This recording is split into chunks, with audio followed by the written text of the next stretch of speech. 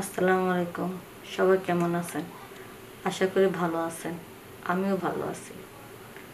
আজকে আপনাদেরকে যে গল্পটা শোনাবো সেটা কোনো সিনেমার বা নাটকের কোনো গল্প না। এটা আমার জীবনে ঘটে যাওয়ার একটি ঘটনা আপনাদের সাথে শেয়ার করতে চাই।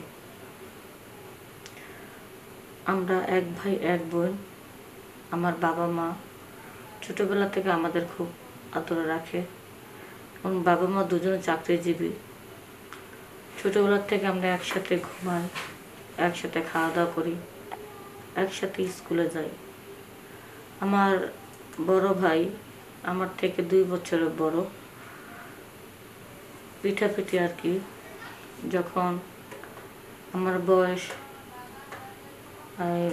8 বছর আর আমার ভাইয়ের বয়স 10 বছর, তখন আমার মা অফিসে একটা কোম্পানিতে জব করার জন্য কাজে লাগলো আর কি।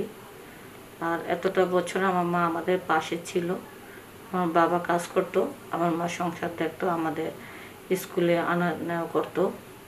কিন্তু আমরা যতই দিন যাচ্ছে ততই বড় হচ্ছি, ততই উপরে ক্লাসে উঠতেছি, ততই সংসারের খরচ বাড়তেছে, ফ্ল্যাটের খরচ বাড়ে। এখন আমরা 2 ভাই বোনে বড়, তাই আমাদের 2টো রুম। এক রুমে শুধু বাবা মা থাকে, আর এক রুমে আমরা ভাই বোন দুজন থাকি। কারণ 3 রুম নাই যে আমাদের আলাদা একটা করে রুম দেবে। আর এই যে রুমগুলো আছে সেগুলো ভাড়া সামাল দিতে আমার বাবা মার অনেক কষ্ট হয়ে যায়। এই জন্য আমরা কষ্ট করে একই সাথে থাকি। তো এই ছোটোবেলা থেকে একসাথে ঘুমাতে ঘুমাতে এখন ভাইকে ছাড়া আমার আর কি ঘুমে ধরে না। তো মা ভোরে উঠা রান্না বান্না করে, তাদের নিজেদের জন্য খাবার নিয়ে যায়, আবার আমাদের জন্য রেখে যায়।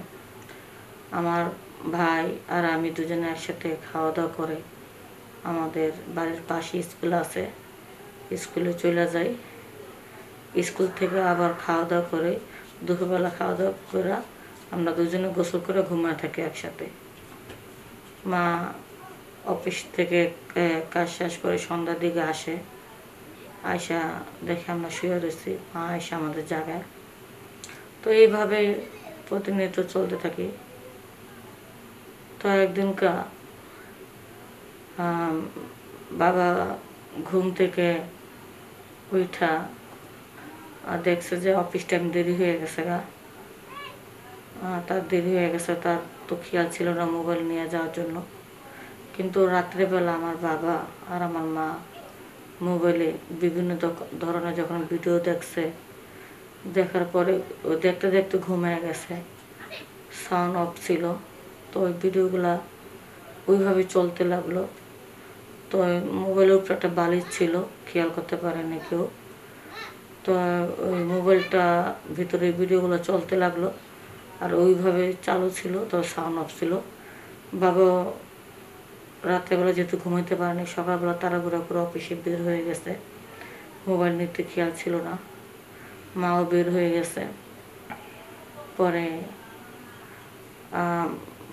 বাবার রুমে যখন ফোনটা বেজে উঠলো, তখন গেলাম ফোন ধরতে, দেখি বাবা তো ফোন নেয়নি।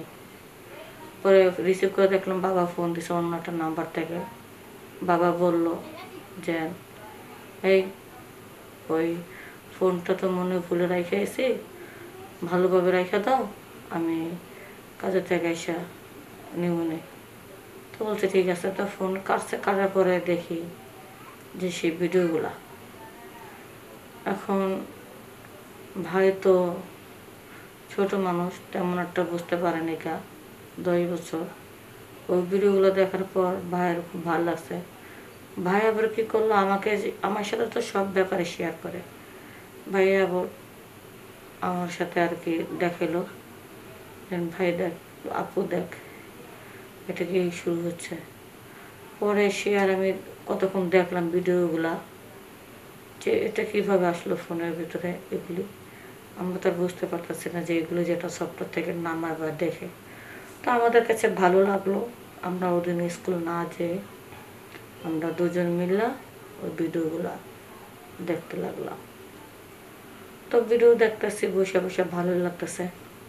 কখন যে স্কুলের টাইম চলে গেছে গা আমি বুঝতে পারলাম না। তো এইভাবে বেশ কিছুক্ষণ টিপাটিপি করার পরে আমরা আবার ভিডিওগুলো দেখার সিস্টেম বুঝে গেছি গা। এইভাবে দুজনে মিলে সারাদিন ভিডিও দেখলাম। দেখার পরে দুজনের মনের মধ্যে একটু আঞ্চাল আঞ্চাল প্রেম প্রেম ভাব আসলো। একজন একজনের দিকে তাকাচ্ছি। এইভাবে কাজটা করলে মনে ভালোই হয়। তা আমি বললাম এটা মনে করলে খুব ভালো লাগে, খুব মজা লাগে। তো একজন একজনের চিন্তা ভাবনা মানে একজন একজনের কাছে আসা একটা চিন্তা ভাবনা আছে।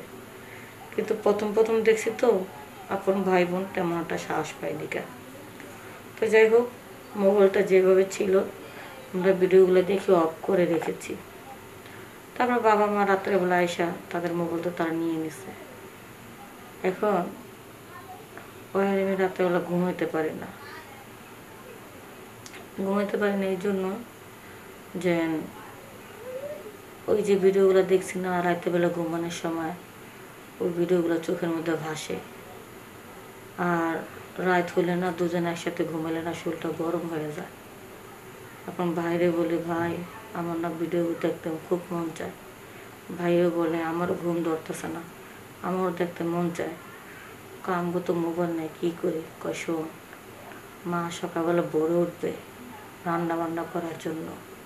মা যখন রান্নাঘরে থাকবে ওই সুযোগে বাবার মোবাইলটা আমি চুরি করে নিয়ে আসবো।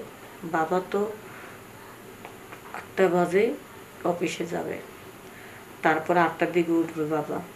আর মা তো উঠবে আজান দিলে, তো 2-3 ঘন্টা আমরা ভিডিও দেখতে পারবো। আচ্ছা, তো বাবার মোবাইলটা ওই সুযোগে আমি চুরি করে নিয়ে আসছি।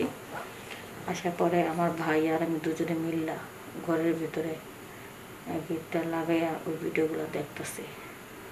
তো আমি যে কখন ঘুমের থেকে উঠে মোবাইলটা চুরি করে আবার দরজাটা লাগাই দিলাম সেটা কিন্তু আমার মা একদম খেয়াল করে নেয়।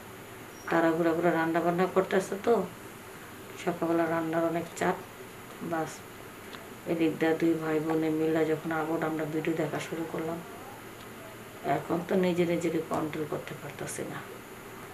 আমাদের কাছে খুব ভালো লাগতেছে। পরে এক পর্যায়ে কী করব, সেই যে আমার আপন ভাই আর আমি যে তার আপন বোন, ব্যাপারটা ভুলেই গেলাম। তারপরে সে বলতেছে আপু এটা করলে যখন এত মজা লাগে, দেখে কি মজা, আর কিছু হলে তো মনে আরও বেশি মজা লাগবে। তাই আমি বললাম তুই তো ঠিকই বলছিস, কিছু হলে তো আরও মজা লাগবে। তাই চল না আমরা এইভাবে এই কাজটা করি, এখানে যা যা হইতেছে তাই দেখে তখন আমি বললাম আমার না ভয় লাগে, কখনো তো এমনটা করিনি। ভয় কিসের? দেখছিস না ওদের কাছে তো ভালো লাগতেছে, আমাদের কাছে ভালো লাগবে। যদি তুই অন্যরকম ব্যথা পাস তাহলে দরকার বলে আমরা দেবো না। পরে এক পর্যায়ে কী হবে, দুজনের মনের সাথে মন বিনে গেলো, ভিডিও দেখে সব কিছু করলাম। আর এত ভালো লাগলো, এত মজা পেলাম। একটু তো ব্যথা হয়েছে, তারপরে খুব ভালো লাগছে।